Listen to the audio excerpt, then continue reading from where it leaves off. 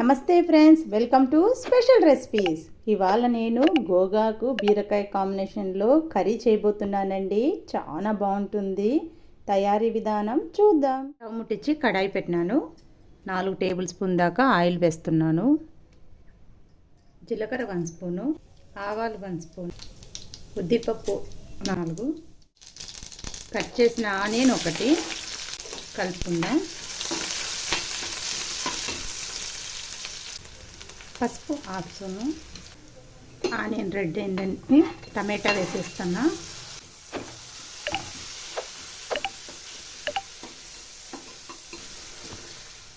చిన్నగా తరుక్కున్న బీరకాయ కూడా వేసేస్తున్నా.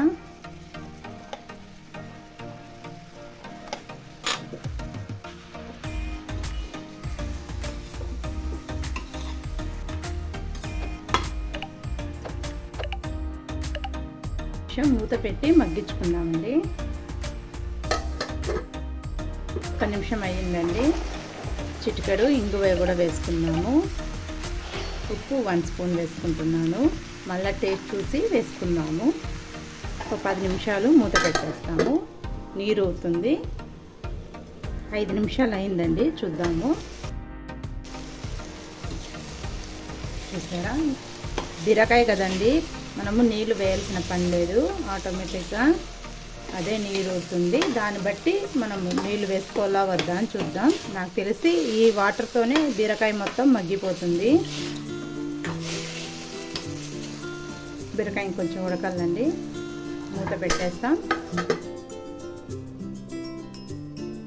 చూద్దామండి. చూసారా, వాటర్ ఇలా బయటకు వచ్చిందో.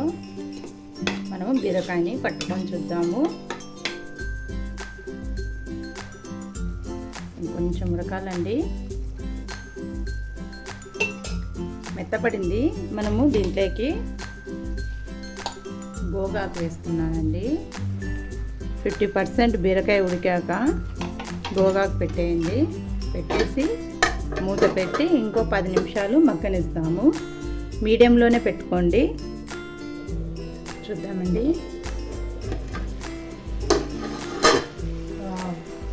గోగా కూడా మెత్తబడిపోతుంది. చూసారా, బీరకాయలో ఉండే వాటర్తోనే, గోగా కడిగిన వాటర్తోనే కర్రీ రెడీ అయిపోతుంది. ఇలా టేస్ట్ చేసి చూడండి, చాలా బాగుంటుంది. బీరకాయ ఒక్కటే కాకుండా ఇలా కాంబినేషన్ కూడా బాగుంటుంది. గోగా కాంబినేషను. 1 స్పూన్ కారం వేస్తున్నానండి. 1/2 స్పూన్ ధనియా పౌడర్ వేస్తున్నాను. 1 స్పూన్ కొబ్బరి పొడి అండి వేసేస్తున్నాను. బాగా కలుపుకుందాము.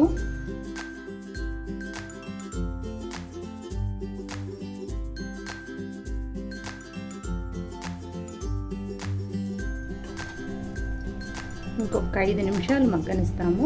మూత పెట్టేస్తాము. జీరోలో పెట్టుకోండి. 5 నిమిషాలు అయిందండి. చూసారా, ఆయిల్ అంతా పైకి తేలింది. ఇప్పుడు చిన్నగా చాప్ చేసుకున్న కొత్తిమీర వేసేస్తాము.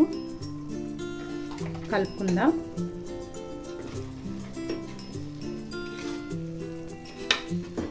మీకు ఏమన్నా సాల్ట్ తక్కువ ఉంటే ఈ స్టేజ్లో చూసుకొని వేసుకోండి. నాకైతే పర్ఫెక్ట్గా సరిపోయింది. చూసారా, నా కర్రీ కూడా దగ్గరకు వచ్చింది. చూడండి ఎంత బాగైందో. స్టవ్ ఆఫ్ చేసేస్తాం. చూడండి, కర్రీ కూడా బాగా దగ్గరకు వచ్చింది. బాగా టేస్ట్ కూడా బాగుంది. మంచి స్మెల్ వస్తుంది.